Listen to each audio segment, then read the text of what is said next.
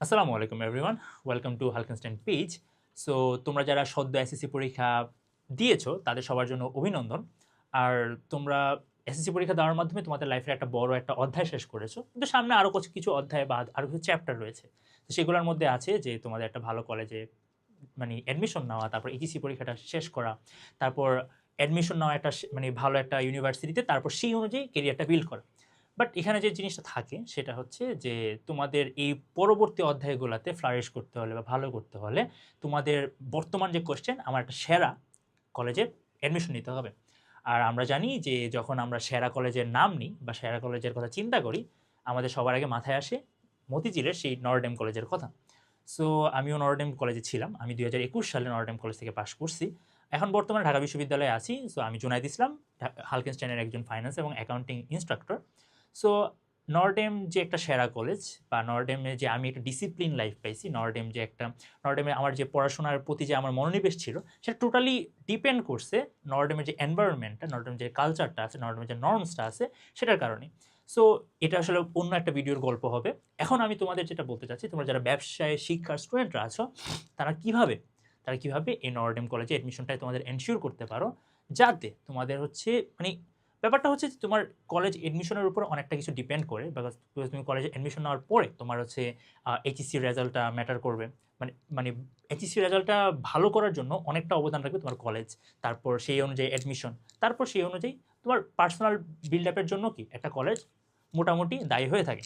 তো সেই সাপেক্ষে আমরা আসলে আজকের এই ভিডিওটা, যে ব্যবসায় শিক্ষা থেকে তুমি কীভাবে নরডেম কলেজে মানে তোমার নিজের সিটটাকে এনশিওর করবা।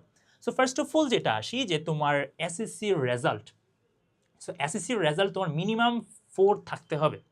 কিন্তু কিন্তু আছে এদিকে কারণ, এখানে আসন সংখ্যা যেহেতু 760টা, এটা তোমার ডিপেন্ড করে। কেমন ডিপেন্ড করে?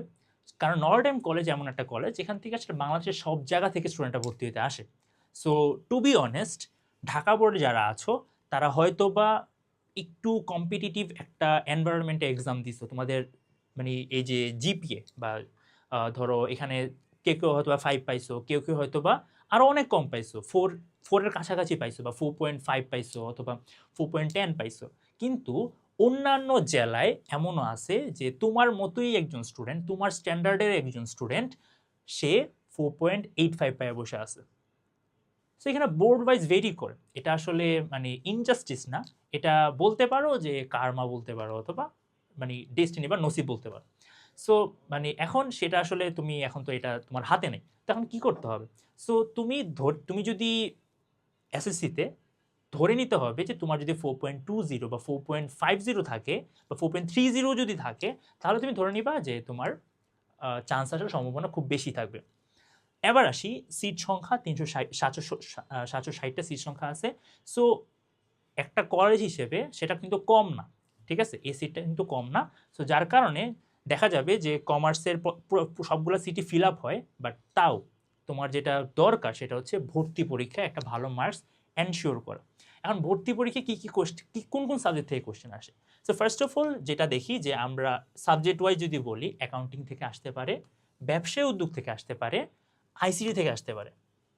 ওকে, সো এই 3টা সাবজেক্ট থেকে আসতেও পারে, নাও আসতে পারে। ওকে, সো সেট অনুযায়ী কোশ্চেন হয়। সো সেট অনুযায়ী কোশ্চেন হয়, যেমন আমার সেটে আমি অ্যাকাউন্টিংয়ের কোনো কোশ্চেনই পাইনি। আমার সেটে আমি বাংলা পাইছি, ইংরেজি পাইছি, ব্যবসা উদ্যোগ পাইছি, আর আইসিটি পাইছি। আবার এমনও কিছু কোশ্চেন ছিল যেটাতে বাংলা ছিল, ইংলিশ ছিল, ব্যবসা উদ্যোগ ছিল, হিসাব বিজ্ঞান ছিল। সো এটা ডিপেন্ড করে। সো যার কারণে তোমার আসলে এই সবগুলো সাবজেক্টেই মনোনিবেশ হতে হবে। সো ইভেন দো আমি কুমিল্লা বোর্ড থেকে জিপিএ 5 পাইছিলাম, বাট টু বি অনেস্ট আমি নরডেমের ভর্তি পরীক্ষার জন্য 3 দিনও পড়াশোনা করি নাই। কেন করি নাই? কারণ আমার বোর্ড বইয়ের উপরে বেসিক যে আছে, বেসিকটা খুবই স্ট্রং ছিল। আমার বোর্ড বই ভালোভাবে পড়া ছিল। সো যার কারণে তোমার নরডেম কলেজে কমার্স থেকে চান্স পাওয়ার জন্য তোমার এক্সট্রা কোনো বই কেনার দরকার নেই। সো তুমি কি করবা তাহলে? তুমি যেটা করবা, যে তুমি তোমার বইগুলাকেই ঠিকভাবে পড়ো। টিচাররা বই থেকে কোশ্চেন করবে। টিচাররা কোনো লেকচার গাইড বা পাঞ্জেরি গাইড থেকে ফলো করে কোড করবে না। Sorry for mentioning those publications name. So তুমি যদি বইগুলাকে ঠিকভাবে পড়ো, এই 5টা সাবজেক্ট যদি মোটামুটি দেখে যাও, তাহলে তোমার কি চান্সটা এনশিওর করতে পারো। তারপর আসে মানে যার কারণে কি আমি তোমাকে আবারও বলবো যে টেক্সচুয়াল রিভিশনে যাওয়া। দ্বিতীয় যে জিনিসটা সেটা হচ্ছে যে তোমার মানে এখন তো তোমার ভ্যাকেশন চলতেছে, তুমি এতদিন কষ্ট করে পড়াশোনা করছো, এখন যদি আবার পড়তে বসো তো খারাপ লাগবে। সো তোমার সিনিয়র ভাই হিসেবে আমি তোমাকে এটাই বলতে চাবো যে আসলে নরডেমে চান্স পাওয়ার জন্য তোমার এত ডিপ স্টাডির দরকার নেই। তুমি এসএসসির জন্য যেভাবে পড়াশোনা করছো সেভাবে পড়াশোনার কোনো দরকারই নেই। তুমি অলরেডি টেক্সট বই খুব ভালোভাবে পারো, তুমি এসএসসি পরীক্ষা দিছো, এখন জাস্ট ঝালাই করো, বুঝছো? তুমি জাস্ট একটু পড়াশোনা করো। আগে অনেকগুলো সাবজেক্ট পড়া লাগতো, এখন তুমি কি বাংলা আর ইংলিশে সবচেয়ে বেশি গুরুত্ব দিবে। তুমি আটকাইলে ইংরেজিতে আটকাবা, তুমি আটকাইলে বাংলাতেই আটকাবা। তুমি অ্যাকাউন্টিং বলো, ব্যবসায় উদ্যোগ বলো, আইসিটিতে আটকাবা না।